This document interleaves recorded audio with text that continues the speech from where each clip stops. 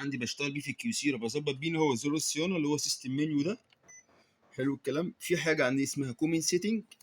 كومن سيتنج ديت بعمل فيها مثلا الديفولت بتاعي اللي هو الديفولت سكرين هنا هوم.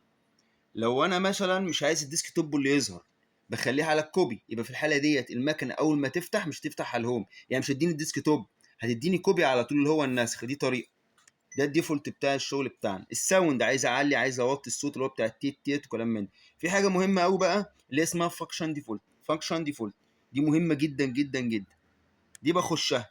دلوقتي انا عندي المكنه ديت كانت الوان وانا حولتها ابيض واسود، كانت الوان وانا حولتها ابيض واسود، يبقى المفترض الكالر سيلكشن كوبي تشينج اخليه بلاك اند وايت. لو انا عملته فول كالر يبقى انا كده بمشي غلط، هاجي اصور هاجي اطبع رغم ان انا هتطلع غلط، هتطلع فيها مشكله. لازم احولها بلاك اند وايت. حلو الكلام. الكالر سيلكت سيند ستوري اللي هو